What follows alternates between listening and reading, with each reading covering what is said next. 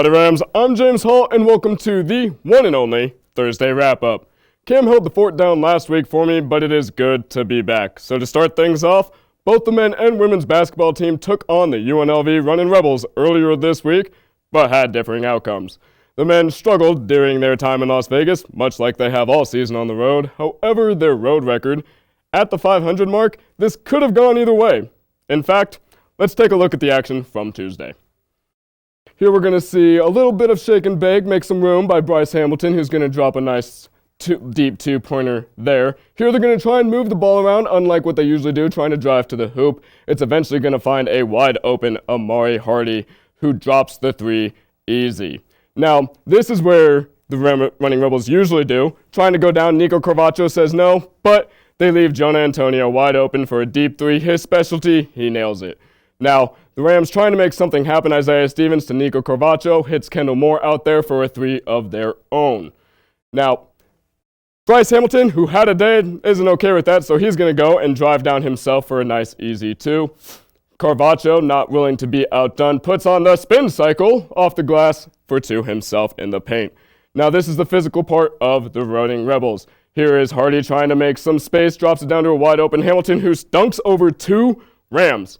This is the chance for the Rams to make something happen. There's the steal, the dime pass. But with that speed, don't think so. Bryce Hamilton says no. Now, we're going to look at that one more time. Could it have been goaltending? They were asking for it. Not even close. And with that, it is kind of how that game went. Now, when a team gives up almost as many points in the first half as they scored the entire game, which was 51 at the half and 56 for the entire game for the Rams, the odds aren't going to be in your favor. It also didn't help that Nico Carvaccio was the only Rams player to hit double digits for points in the game, and there wasn't another stat category where the Rams hit double digits. On the other side, UNLV was led by Bryce Hamilton, who shot 11 for 18, fairly well, for 25 points, and rounded out the double-double by getting himself 10 boards and propelling the Rebels to a 56-80 victory. Venturing back to Fort Collins, the women battled it out at Moby Arena yesterday. Decked out in Aggie orange, the Rams looked to bring home a victory for their home fans.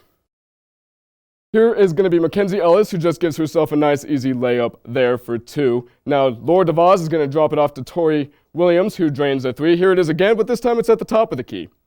Now, Williams, who's going to get an assist on her own, is going to drop it off to Mackenzie Ellis. This is the end of the half, and she drains a three right there at the buzzer. DeVos found a way to make something happen here. They were just backing it down. It worked so well the first time. She's going to back them down again, get 2 more points there. Annie Bradley sees how well it's working. She's going to put some off the glass, give herself 2 more. Lore, again, finding ways to make stuff happen in the paint. Here on the defense, DeVos is going to get the steal, and then here she is calling for it for 2 more underneath the basket. As we saw, Laura DeVos was all over the court against the Running Rebels. Not only did DeVos connect on 7 of her 10 shots for 18 points, she also tied Leah Davis for the most rebounds for Colorado State with 5. Now, despite coming away with a 56-60 victory, the Rams ran into some trouble when it came to fouling the other team. While Janae Ray led UNLV with 14 points in the game, but all but 2 of those points came from the free throw line.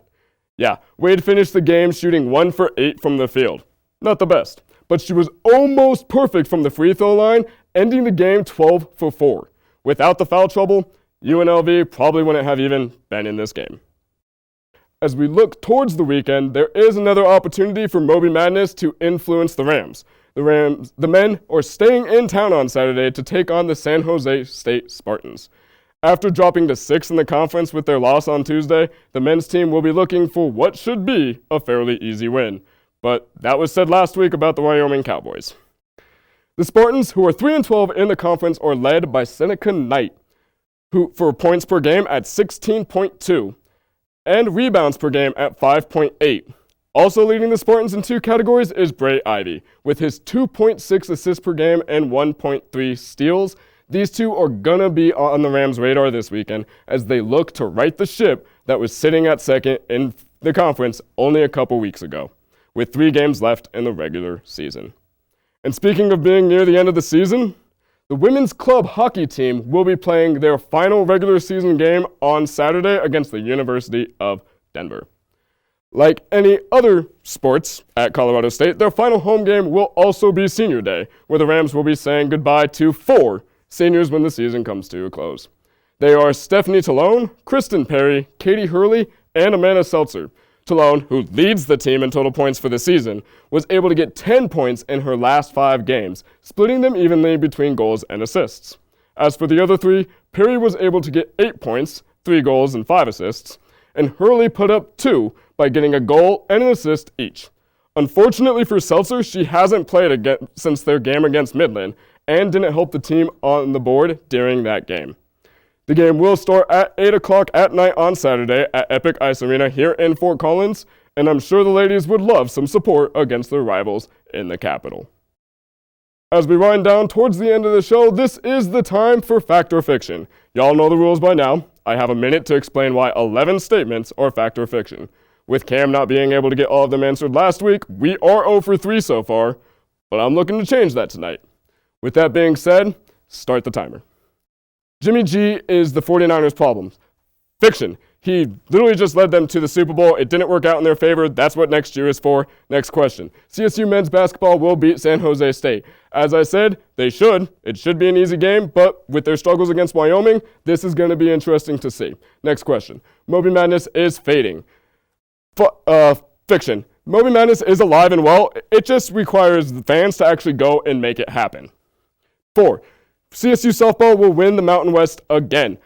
I'm going to say fact. Despite the shaky start for the season, this team has a lot of bounce back, and we're going to see that with this tournament coming up this weekend.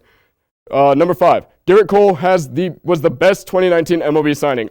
Yeah, he went to the Yankees. Of course it was the best. Fact.